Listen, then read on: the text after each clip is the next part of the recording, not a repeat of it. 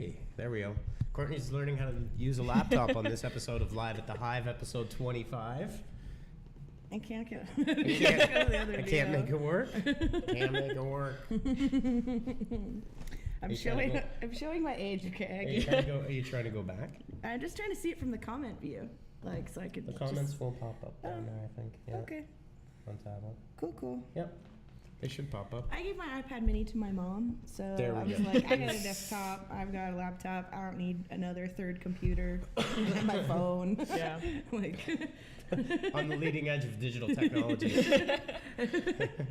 My phone and my laptop never leave my side, but that's enough. Yeah. Not so much on the tablets. So, welcome to Live at the Hive, episode 25. That's a super special effect happening right now. Ooh. So I'm Dan Nedelko and Courtney Castle and Katie Moa. And today we are talking all things leads things. Leads and advertising and things like that, as we have our traffic manager with us today to give us the inside scoop on how to generate leads. And specifically we're going to talk a bit more about Facebook and LinkedIn and some specific ad formats in our What's Working segment. Mm-hmm. So one of the things, obviously we predicate a lot of our programs are based on performance and lead generation. And so specifically, I think the one thing we wanted to dive in today a little bit further was the lead gen formats that exist on LinkedIn and Facebook. And I'm just going to flip over here because I have it somewhere here. Hey, Aaron and Hannah, our classic, our cheerleaders, giving us a shout out there. Thanks for tuning in. There we go. But we're going to kick things over to Katie for getting us started with what's working this week. Yeah. So that's what's up on the screen right now. So we're talking about lead gen forms here. So LinkedIn and Facebook both have these types of forms, and they're really, really great because they remove the barrier to entry. It's usually about one click or one little super simple form fill out. Can't talk today. And then you get that lead right away into your CRM. They're super easy to use. You don't need to have a landing page. You just need usually just one kind of header image and just the ad, and then you're good to go. So they're super easy for anyone to kind of set up. And what's kind of maybe just the difference for people between a regular, if we're talking about Facebook specifically as the example, what's the difference between a regular ad and a lead gen form? So a regular ad, you'll have the ad sitting there on your screen, and you'll go out to usually a separate page. You go out to a landing page, you go out to a page on your site. While for the Facebook lead gen form, and same for the LinkedIn forms, those forms actually they keep you within the platform, and you fill out. For Facebook Sense, you have to actually fill out the form and you choose the questions that you need them to fill out.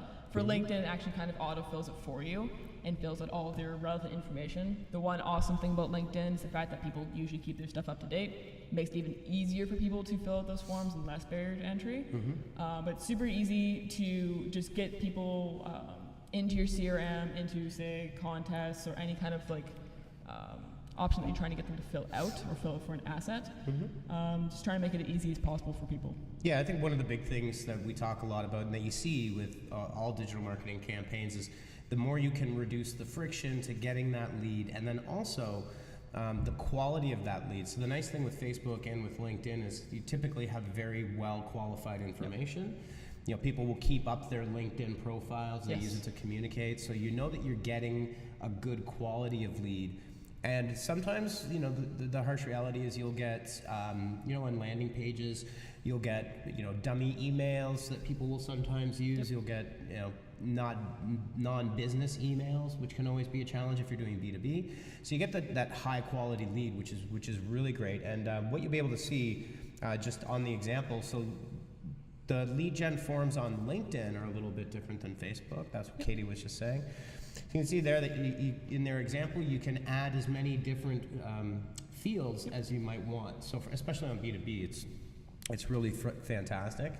And especially the fact that it autofills, you are more likely to get more information out of people. You can put more fields in and it's just autofilled for them. So it removes that entire barrier to entry, and you can actually get way more information out of that lead gen form than you would say if you're doing just a regular Google search ad that was leading to a landing page. You had to fill out 6 or 7 different fields. It's already done for them, so it's really easy for them to do.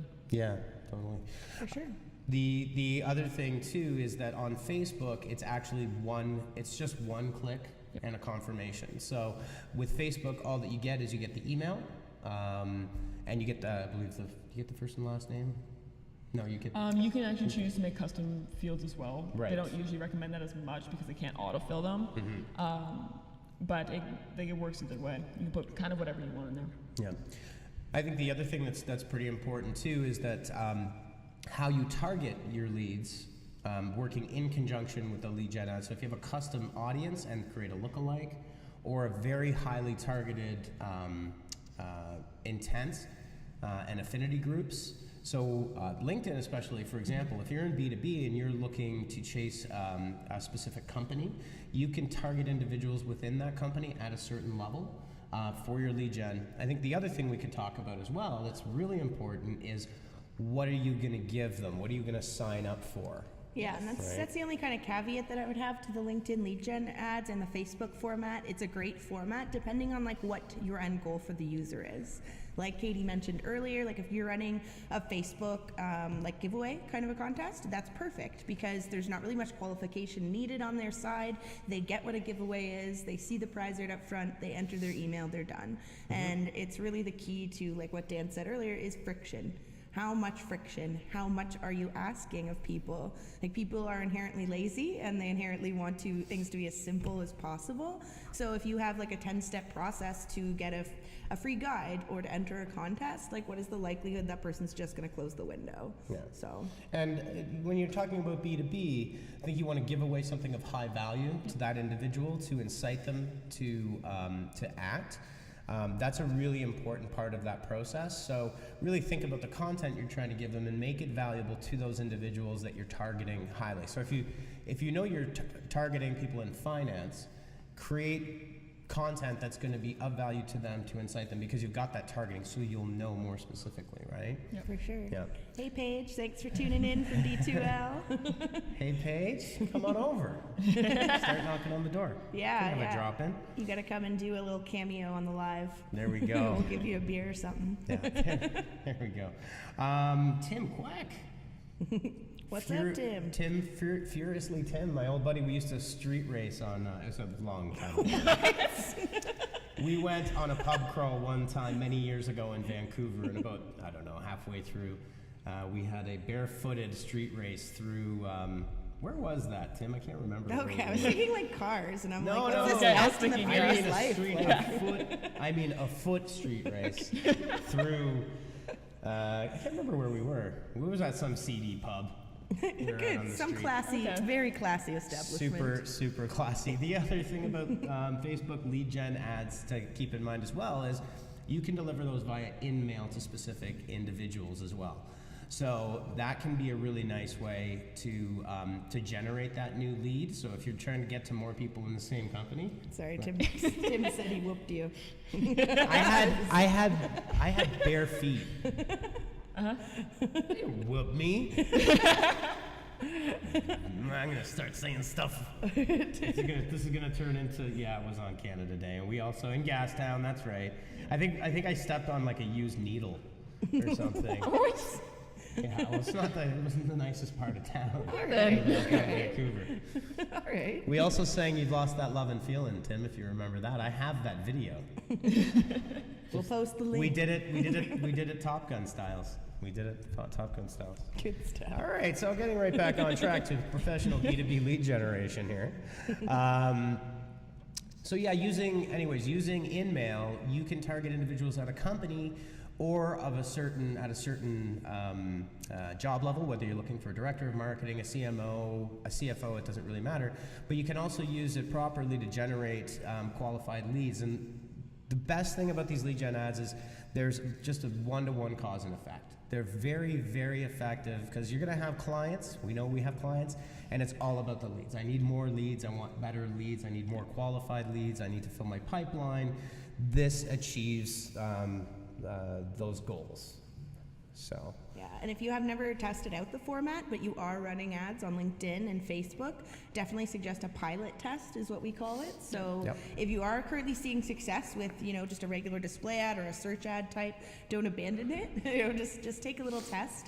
Perhaps, $100, $200 for a short time frame, and just compare the performance. Use the same creative, the same copy, don't change the whole thing entirely, and just test the formats and see. In some instances, a squeeze page or directing someone to another page afterwards, like a separate destination, will help and qualify them a little more and give them a bit more information. So I've seen it actually go either way, really depending on what your product is, what your industry is, and what it is you're actually offering people. I've seen both perform very well. It really depends on you. Right. It's not to say that other types of landing pages and campaigns don't work. In the specific case of generating B2B leads, and if you're trying to build your email list, your qualified lead list, for a B2C product, whether it's media or whether whatever you're selling online, we've had a lot of success blending in a Facebook lead gen campaign. And then also the other thing to really think about is when you integrate that into your CRM, is have that automation and that return path of the continued conversation happening right away. Because when your lead is fresh, you've got an opportunity there, typically within 24 hours, to activate that lead. Right? And so don't just let them sit there and get stale. Yeah, that's probably one of the most common mistakes I would say that we see, is that, someone will be like, hey, I did this, this contest, I got like 200 people entered it, and then we never talked to them again. So it's like, when you even put the strategy together, you should be thinking like, what is the next step? When you capture the lead, that is step one. They're at the top of your funnel. What is the next step to push them further in the funnel? Is there something you can offer them, like a guide or a video perhaps, a webinar invite, things like that, just to give them more information and continue them moving down so they don't just sit on that list and nothing ever happens with them. Definitely be sure. The other thing too is be sure to connect it to your CRM. If you're not connecting it to your CRM, you have 90 days and then that lead goes away. So you want to be sure you're doing one of two. Facebook has a native integration into most major CRMs, but there we go. Oh, that is up on the screen. Look at that. Okay. I thought we were on the other scene. I can't help this. Too many fancy scenes we have going on now. You can also use this product here, which is a great one, which we use as well, called LeadsBridge. Now, LeadsBridge does a bunch of fancy things, but prior to Facebook having their native integration for things like HubSpot or Marketo or ActiveCampaign or whatever, this was the go-to. But the LeadsBridge platform provides a lot of other benefits. You can see that there's inbox lead, document leads, events leads, conversion syncing. They do a pixel enhancer, which is a really great. And the fact that you can put LeadsBridge onto buttons without any kind of coding as well. That's also come in handy a few times with us. Say if you have a form on your site that's just like hard coded and it's not actually like an ActiveCampaign form or something along those lines, you can actually have the button click be set up with LeadsBridge, and it sets the conversions for you, which is really, really helpful. It's easier than trying to put in like the Google event code and all that jazz. And that's the enhanced pixel. So for sure, if you don't want to bug your development team or have to keep going back to them all the time, a great integration is to use LeadsBridge to connect all of those pieces together, and you get some really great reports and all sorts of really nice things along with it. So. Okay, what else do we have? Just want to make sure we got everything on the agenda. I think offers. I think in just the what's working, the other kind of section, we went over a bit about like strategy. We went over a bit about the format. What is it? And of course, the question that always comes up is budget. What kind of budget should you be considering if you're looking at these lead formats? So with LinkedIn, unfortunately, LinkedIn's always going to be a little bit more expensive. It does get you usually more qualified leads just because you're in that B2B space. But keep it in mind that LinkedIn will be a little bit more expensive than, say, Facebook. Facebook with... Oh my God, our sound effect has been on the entire time. Sorry about that, folks. We don't have the audio on, but that actually probably sounds totally awesome. I want to actually just jump out and check that. Go ahead. All right, we're going to continue while Dan investigates that. That's awesome. Good stuff. So with LinkedIn, as Courtney said, start with your pilot. do that $200, see how it's going for you. From there, you'll get the base, what it's going to cost per lead. It may be drastically different between Facebook and LinkedIn, but it's kind of to be expected. If you start with $200, you would expect probably around sometimes it could be $7 a lead, sometimes it could be $15. If you are, say, going for the B2Bs, expect it to be closer to 15, expect it to be a little bit higher. You're going to get those qualified leads and you're going to make it work. But definitely for those campaigns, depending on your budget, you could spend a couple $100 a month and it will still work out. You'll be a little bit slower with your leads, pulling them in. Obviously, the more that you put into it, the more leads that you're likely to generate because it can put your ad out more often. Yep. I think the thing that's important here to really focus on is understanding what your ROI is. Yep. Right? And so what you can sustain as a cost per lead, and that doesn't matter B2B or B2C, if you can calculate your cost per lead, if you know what your cost per acquisition is, so your lead conversion to a sale, then you can work your way back into the ROI and determine what your real cost per lead threshold is. And once you determine that, you'll be able to assign a realistic budget that will be a profitable budget because you know that you're converting your leads. If you don't know that, if you don't know your cost per lead, your conversion to a sale, so a profitable sale, and then what the net lifetime value of that sale is for you. So if you're selling a $5,000 product, say a SaaS subscription that costs $5,000 a year, or whatever that would be, $350 a month, say, then what would end up happening is you would be able to work your way back and say, I can afford $10 a lead because I know I've got a 25% conversion rate, and that I know that my leads are going to make this much money for my company. Mm-hmm. Right? And I know that a lot of people, perhaps your product's a little complex. Not all products are cut and dry, straightforward. Trying to calculate that customer lifetime value, that metric. Worked with a lot of clients that are kind of we're not really sure. So if you're not sure, it's essential that you at least put an estimate together. Yep. Because if you don't know what cost per lead you're aiming for, then you have no idea how to judge the success of your campaign and see where you can invest further. To Dan's point, perhaps $20 per lead sounds like a lot. Yeah, if you're selling a product with a price point of $40, but at $20 a lead for a $5,000 product, obviously awesome ROI there. So another thing too is if you have a product that's say $40, doing things like just growing your mailing list and offering said coupon for more B2B, more to B2B, B2C, sorry, B2C customers. If you do it that way, those leads will be a lot cheaper. Usually you can get those down to maybe $1, $3, anything along those lines. So that may just be a different avenue that you have to go in, that maybe you just don't do the straight asset. Maybe you do the mailing list with the coupon and try and get people in that way. Mm-hmm. And continue, yes, we got some comments that we had the sound effect left on, but it sounds pretty cool. So it wasn't that bad. I think the other thing to keep in mind is keep working your lead list, right? You keep growing that lead list. Those leads should eventually, at some point, have some value associated with them if you're qualifying the correct leads, but don't just sit there and let your leads go stale. Segment them into people that have interacted with either an email campaign or maybe they've opened right away, and then start to progressively profile them, learn a little bit more about them, and then start to create those segments, and then have, whether it's a business development rep or whether you're going to use marketing automation, to continue that process of segmenting and qualifying those leads, because you've made the investment in the leads, and those leads now, as you remarket to them, they cost you nothing. So your ROI can shift upwards if you continue that process. But once again, we have this shirt that we made a few years back, which was one of my favorites, which was for a charity golf tournament the chamber here puts on every year. That's right. Yeah. That's right. And it was you remember Jack Nicholson? What's the name of the movie again? Oh. What the? No, you want the truth you can't. Tom Cruise.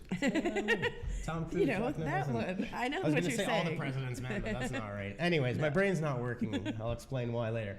But you want the leads, you can't handle the leads. So don't invest into leads. Let them go stale and let them fall off, because you might as well just put money on the table and burn it. Yep. Right. So let's some tips on the old lead gen ad format, and then TBD, who else is going to start adding lead gen formats into their networks, whether they be social or, we'll see. Yeah. We shall see. AMP also has support for a very similar type of thing. AMP pages, accelerated mobile pages as well. So lots of good fun there. All right. Awesome. Kind of like on schedule. That was 20 minutes. Wow. Oh, wow. We didn't go over. This is weird. I don't know what to do. A few good men. Thank you. Thank you, Aaron. Of course, Aaron swoops in. We should take her to trivia night. Well, Hannah tried. He said all the good men. A few good men. There you go. There are no good men. Movie experts, clearly. Yeah. Yes. Whoa. The reason feminist coming out of the other. I know. I'm a raging feminist. I hate myself. And cue. I'm a little tired today. For the last 3 weeks, I've been renovating and getting ready to sell a house, and I have like 0 brain cells left. Head to buydancehouse.com. Yeah. Yes. Buydancehouse.com. It's not a real site. Don't go. No. It could be. It could be, though. Your weekend project, because you're not busy enough. Yeah. Well, I've gotten to the point where I basically have no energy left at all. And the open house is tomorrow, and there's still a few things to do, but it's weird looking at my house and it looking the way it looks, because with 3 kids, it never looks this way. You're like, this looks good. What that's I don't know. This is why I don't have the nice things, but all right. So segueing right into what's new with us this week. So as per usual, lots and lots of news coming out this week. From the Facebook side of things, Facebook had their conference and their annual conference, and they revealed a lot of new features that they're rolling out. Some were very exciting, some were kind of funny to us. I don't know. Facebook's kind of continued. We mentioned a few months ago or so, I think in February, that they rolled out a job posting feature. So we were kind of noting at how they're kind of taking little pieces of the pie from some of their other competitors. So from LinkedIn, they have job postings now. Now they also have a dating functionality. Well, that's a little creepy. It's a little odd. We were kind of discussing from a marketing perspective, like what this would mean for us. Because the younger people in the office were kind of already noting that like social media is kind of already used as part of the dating process. It's like you're not going on a first date with someone and not stalking them on social media. Like, let's be real. So I think it's interesting to see what this actual dating feature is going to be, like how it's going to be used, and how it could possibly be leveraged for like additional targeting and things like that. But yeah, so it's kind of let's see what happens as a lot of marketers start to dive in and test with it. But yeah, it's kind of interesting. We'll see what happens. Well, yeah, and I think it's interesting to see Facebook kind of work their way across everybody else's, gobbling up everybody else's spaces there, which they definitely have the power to do due to the size of the network. But it looks like some investors got a little skittish on Tinder, and you could see why. In a sense, Tinder and other dating apps of a similar ilk really provide one function. I think the thing that's gonna, from a user's perspective, is, do you want people on your Facebook to? It says there isn't an indication that you would be in the dating app, but again, I don't know that some people would want that information to be out there so your grandmother could see if you were on, or something awkward, like the connections that you have with your family. For sure, yeah. It brings to I just want to explore it and see what the actual interface looks like and what the actual functionality is now that they've kind of slowly started releasing it to people. But yeah, definitely a play at Tinder, which is interesting since there is kind of like a Tinder Facebook integration already. So we'll see what comes of it and if people accept it or if they just continue with more of the app method. But so we got some previews here. I mean, there's interesting implications for audience targeting if you're selling a certain type of a product that could work to a singles market, and also obviously if they're doing that, they're going to segment based on different age groups, because one of the most actively growing areas of online dating are 55 plus.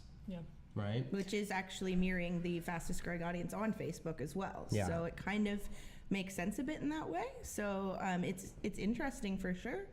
But yeah, we'll see what happens with it. What face date? They're all just being cheeky with it. There you go.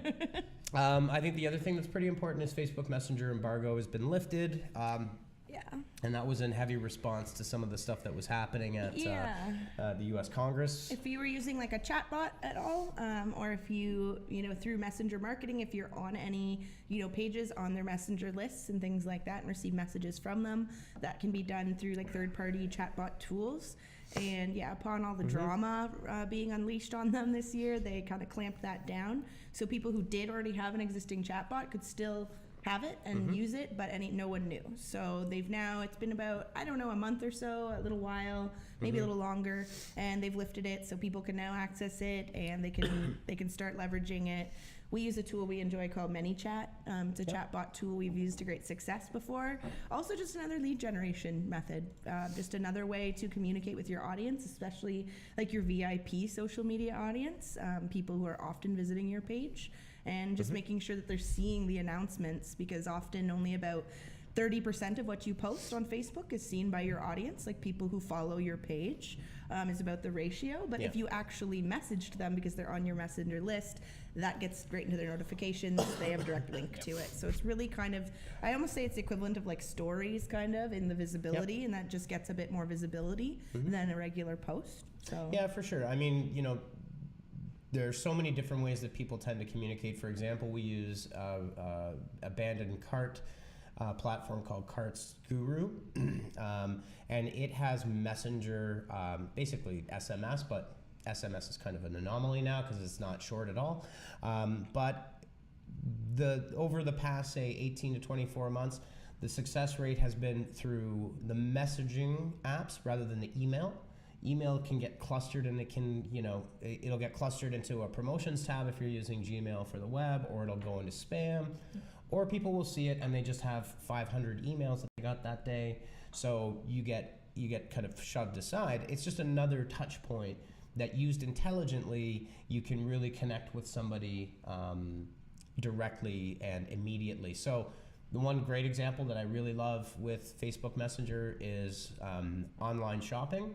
When your order is shipped, if you're using Shopify, we'll track down the name of the add-on that'll do it. But as soon as the order ships from the warehouse, you get a Facebook Messenger, and then it goes over to UPS or FedEx, and then at every stop along the way, it tells you that it has arrived and that it will be en route, and then you know when your package is going to be delivered. So that's a really great use of Messenger, a messaging app. For sure, yeah. And it is like, it's not like a brand new thing. Like Dan said, messaging has been, messenger marketing specifically has been used for like coming up on like a 2-year mark at least.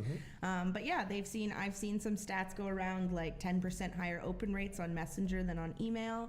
When we implemented it for a client earlier this year, they gained about a 500 lead list within about 3 months or so, and that's just solely organic, just leveraging their social media traffic. So yeah, another big thing that happened yesterday, if you were checking your email, and if you're a Twitter user, Twitter was storing all passwords for Twitter users in an unencrypted, now they're saying it's an internal on an internal server only, but basically they had what amounts to a gigantic text file with everybody's passwords in it. It was in a database, but that's pretty much the equivalent. It's like we just put it in Evernote and shared it, or Apple Notes, and shared it with everybody. So you might have gotten a bunch of email messages, I know I did yesterday, advising everybody to change your passwords, but not only change them on Twitter. They're saying change them everywhere, as people commonly will reuse their passwords.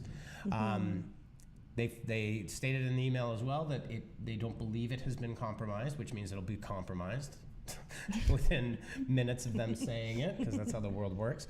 But one of the things are one for your personal and your business Twitter accounts, go in and change those passwords.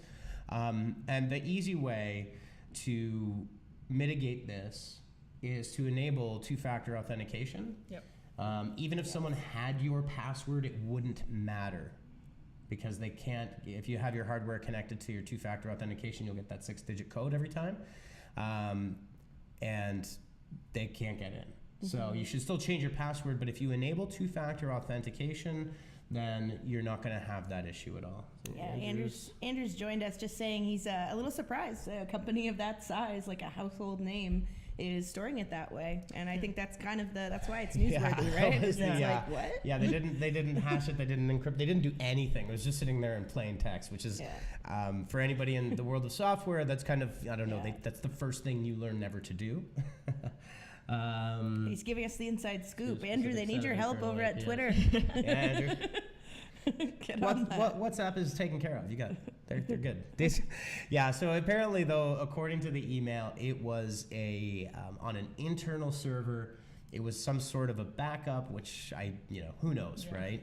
But certainly they came forward and they admitted they did not use their best practices of anybody, and especially for a company that size with that much information. He says no thanks. Come on. It's on you, Twitter. Come on, they need you over there. But yeah, so definitely change your Twitter passwords. But you know what? The way to really do it for all of your social media accounts is, trust me, enable two-factor authentication. It's really one of the only ways that you can be assured that well, it's not a guarantee, obviously, but it's certainly a really good practice to use. I try to use two-factor authentication on literally everything I have. And you can use Google Authenticator. You can use the text message feature. There's lots of different apps out there that can help you store your two-factor authentication. For sure. Hannah's all on the Trump news, or she's all on the Twitter news today. Trump made Twitter. Are you kidding? All right, so what do we got up next? Yeah, so aside from Facebook, obviously they made a lot of noise this week, but Instagram, while still, Facebook has also announced 5 new releases and given us a preview. So yeah, they're kind of, we noted that when we reviewed the list of these kind of 5 features they're talking about, they're very similar to what Snapchat is kind of doing and releasing right now. For example, there's a new Explore feed coming out to Instagram. So right now when you go to your Explore feed, like there's a search option, but it kind of dictates what you see when you go there. But now they're adding a bit more functionality so that when you go to the Explore page, you can actually pick like categories and different things like that, so that you can help curate the feed a little better. Yeah, I'd like to file these 5 changes that make Instagram Snapchat. Because like literally these are Snapchat. Pretty much all of them are actually Snapchat features. So up on the screen there, we've got the new Beta Explore page. Yep, so that's a sneak peek, and you can see the categories are at the top there with animals, photography, architecture, and then also obviously related hashtags. Yep. So from a marketing perspective, it's also a great little research tool. Explore was, and the native channels are always great for research, but just makes Explore even more valuable so that, if you're looking at a discussion topic, perhaps mental health, one of your clients are speaking about that topic, you can see suggested related hashtags, related content. It's really good for content research for sure. Yeah. Okay, great. The other thing in here. Yeah, it's group video chat. Yeah. So another familiar feature that we've seen rolled out. It's coming to Instagram. So just another way to be interactive, another way where they want to keep people on Instagram using it as much as possible for obvious reasons. So yeah, they're like, don't use any of the other video features. Don't be FaceTiming people. Don't be using like Snapchat. Just use Instagram. So it's definitely like when you get to the size that these platforms are at, you're definitely doing this, right? Taking bites of one another's pie. The Evan Spiegelman and Mark Zuckerberg feud is pretty infamous, though. They really don't like each other at all. So this is pretty much a Silicon Valley cage match. This is what it looks like when nerds fight. Basically, lots of money. One of the things actually, the video calling feature, which really reminisces of Silicon Valley, if you watch that TV show, because that was actually one of the products that they did have. But this is one of Snapchat's premium features that has been growing really astronomically, according to their last earnings call, and this is one of the things that they're focusing on. So again, the group video chats. Snapchat can do up to 16, I believe. I don't use Snap enough. I should probably use it more.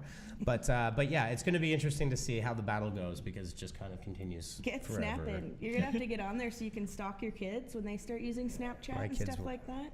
Like my mom does to me on Instagram and Facebook. Not stalking me. She just wants to see what I'm posting. Only until you learn how to use a tablet. Yeah, whatever.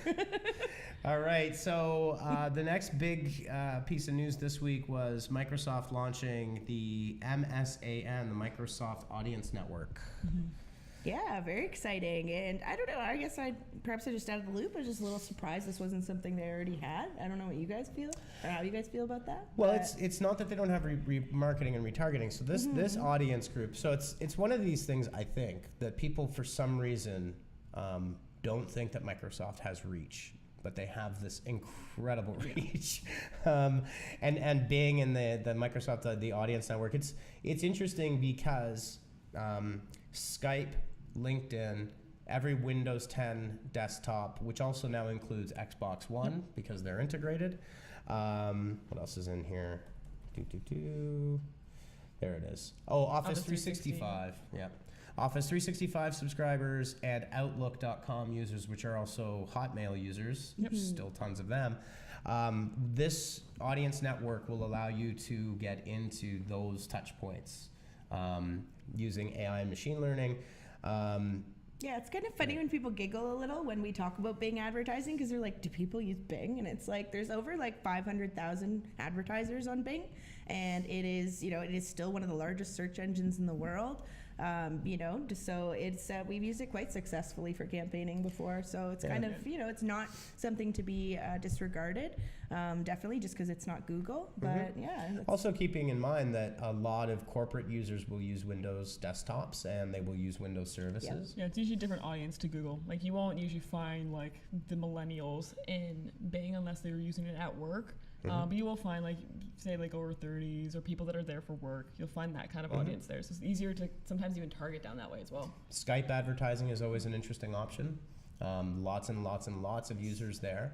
And obviously it'll be interesting to see how they bring LinkedIn, because LinkedIn obviously has its own ad platform, but it'll be interesting to see how that's gonna work out in terms of how you get entry into that. I think what's gonna happen with Microsoft is the further that they get through this development of their networks, you're going to start to see a lot more self-serve. In this, a lot of times, for example, exclusively the way to buy display advertising on any Microsoft or Bing network is exclusively through AOL, America Online, and it's a kind of more traditional purchase path. So you fill out your IO, your flight schedule, you prepay, and off it goes. I would imagine that at a certain point, Microsoft's going to turn around and turn it into what the Google Display Network would be. So here's our little news update on here. She says the power is out across KW right now. Yeah. So if you're trying to tune in and your power went out, or you can always watch it later. Yeah, you can watch it on use LTE. Yeah, power's out everywhere. All right, so moving right along. Yeah, last but not least, just one other thing we want to mention in the What's New. There was lots of new things this week, but it was just Google My Business. So they opened up the API for Google My Business. If you're not familiar with what Google My Business is, you've definitely seen it before. If you've ever Googled anything and you see that side panel that comes up with those lovely details like store hours and links and things like that, that's generated by Google My Business. It's a very important search tool for businesses, whether you're brick and mortar or whether you are an e-commerce store. It's important just for search especially. And yeah, it's kind of the newer thing about the API is like, why should you care? It's made it much easier to manage multiple locations from one account. So Google My Business is kind of the equivalent of digitally verifying your company, and being a verified business on Google is actually, they noted at the beginning of this year, is it's kind of even more heavily weighted in the algorithm as well now than it used to be. So to be verified, Google will actually either call you or send you a postcard with a verification PIN. So they want to verify that yes, you are a business, yes, this is your address, and that they are not directing people to some, random place that doesn't exist. Yeah. And it just adds that level of credibility. Yeah, and I think the other thing that hand in hand with the API is the new login interface for Google My Business. This has always been an issue, and it was I always thought it was a little insane. When you're dealing with a chain, is you would have to verify individually. Every location would have its own login panel. Now you've got a master that you can add unlimited locations, which makes sense because how does Starbucks do it, for example, when they have 30,000 locations? Yeah, or any franchise. We've actually ran into it in the past when we've worked with some insurance clients, that when they are trying to set up Google My Business, which is so vital to local people searching you, trying to find you, get directions to your place, like all these things really matter and are associated with it. And if people are trying to search you and they're getting headquarters, comes up instead of you, it's really shooting yourself in the foot. Yeah. The interesting thing for Google My Business for local businesses is it really is the 21st century equivalent of the Yellow Pages.